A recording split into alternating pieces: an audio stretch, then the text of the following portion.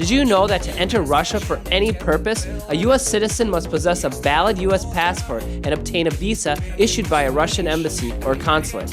It is impossible to obtain an entry visa upon arrival. In my case, I had to send all my documents to the Visa Center located in Seattle, Washington. For a private visa for 90 days with a double entry, I paid around $300. Under Russian law, every foreign traveler must have a Russian-based sponsor, which could be a hotel, tour company, relative, employer, university, etc. The sponsor will send you a letter stating the purpose of your visit, which will help you obtain a Russian visa. Getting there is the easy part, and in my case, an 8-hour flight from Minneapolis to Amsterdam, then a 3-hour flight from Amsterdam to Moscow. Upon arrival to Moscow, one must go through customs.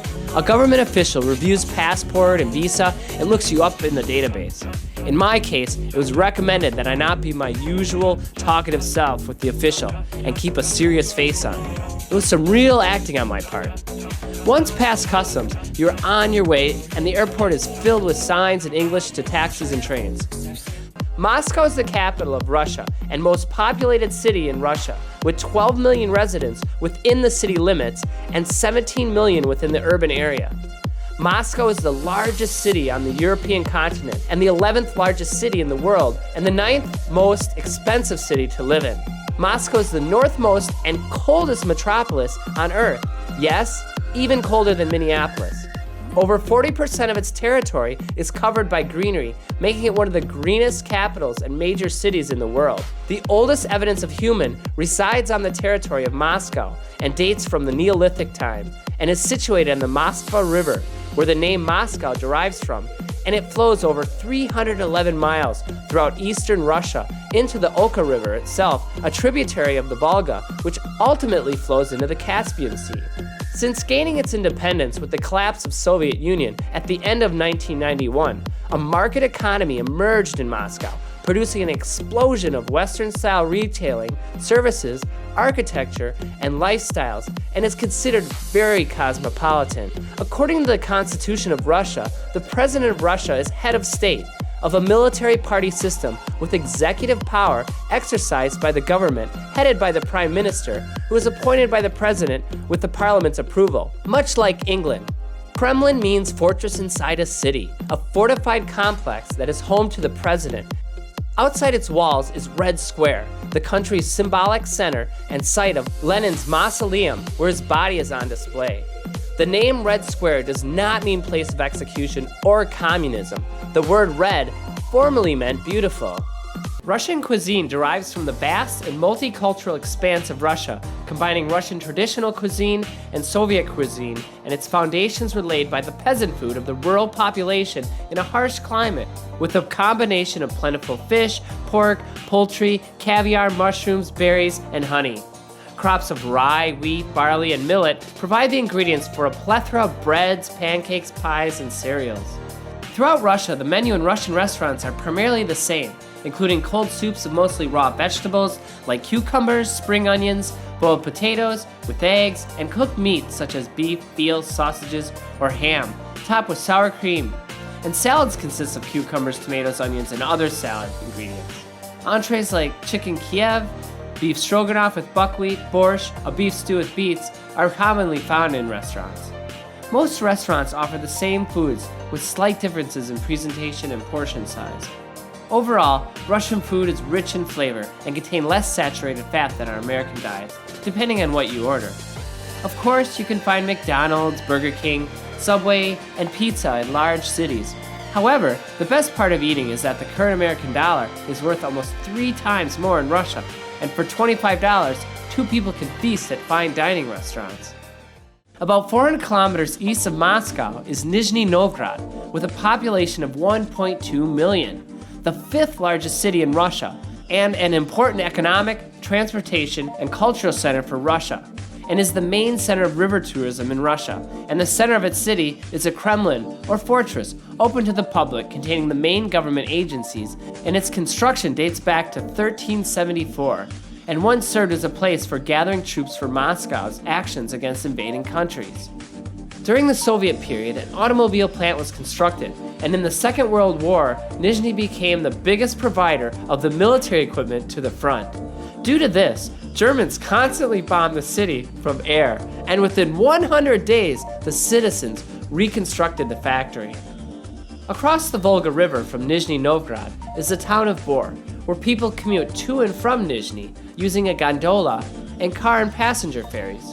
Throughout Bor, many homes have large gardens and produce many of their own organic foods, and some have food-producing animals, and one can hear roosters almost any time of day.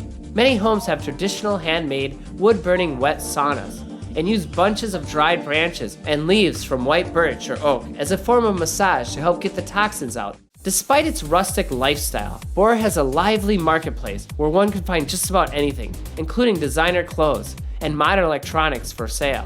In Russia, it's common for people to invite friends and family to celebrate their birthday with a 5-course meal, and the person whose birthday it is usually pays.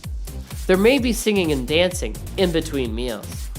From late May to early July, nights are very short, and there is sunlight as early as 3 a.m. until 11 p.m., and only 4 hours of darkness, especially in the northern parts of Russia, like in St. Petersburg, and they call this white nights. St. Petersburg is 3 hours from Moscow on a bullet train, and is unlike any place in Russia with its European influence. It is said that Moscow is the heart, and St. Petersburg is the head of Russia. St. Petersburg is the second largest city in Russia with over 5 million inhabitants and most westernized city in Russia. It's situated on the Neva River and at the head of the Gulf of Finland and the Baltic Sea. It was founded by Peter the Great in 1703 and named St. Petersburg, and was the imperial capital of Russia. Peter the Great, the king and first emperor of Russia, was a man of unwavering willpower, extraordinary energy, and supreme vision. Having inherited a vast but backward state, he propelled Russia to the rank of major European power through his interests in seafaring and maritime affairs. Peter the Great designed the city as another Amsterdam and Venice, and St. Petersburg is known as the Venice of the North, with canals instead of streets. Citizens once moved around in boats in the summer, and in the winter months, when the water froze, moved in sleds. The city was built by conscripted peasants from all over Russia and a number of Swedish prisoners of war. Tens of thousands of serfs died building the city. Peter and Paul Fortress was the first brick and stone building of Peter the Great's new city. St. Petersburg is home to the Hermitage, one of the largest and oldest art museums in the world, where Da Vinci's Madonna and Child painting is on display, along with over 3 million other items. The collections occupy a large complex of 6 historic buildings along the palace embankment, including the Winter Palace, the former residence of Peter the Great. In 1714, Peter began the construction of Peterhof, his summer palace in the middle of the Gulf of Finland that he would use on his way coming and going from Europe, where he could avoid the heat and the mainland winter palace. Peterhof was a celebration and claimed to access the Baltic Sea and expanding into the Black Sea. Peterhof commemorates the imperial expansion and modernization of Russia. Inside Peterhof, there are many paintings of sea battles, as well as palace ballrooms. Peterhof was captured by German troops in 1941 and held until 1944. Many of the fountains were destroyed, and the palace was partially exploded and left to burn. Restoration work began almost immediately after the end of the war and continues to this day, and the lower park was reopened to the public in 1945. Russia's vast and intricate history displays a nation that, in the face of adversity and even tragedy, can quickly overcome and rebuild itself, as well as adapt to political changes. If visiting Russia, I recommend learning some basic Russian language, or use guides, as in some places there's no English and it can be difficult to navigate. Thanks for watching this travel video on Russia, and if you have video footage or photos of a trip and want it edited into a documentary highlighting historical significance and places to see, please let me know. I would love the opportunity to work with you and craft your trip into a masterpiece to share with friends and family.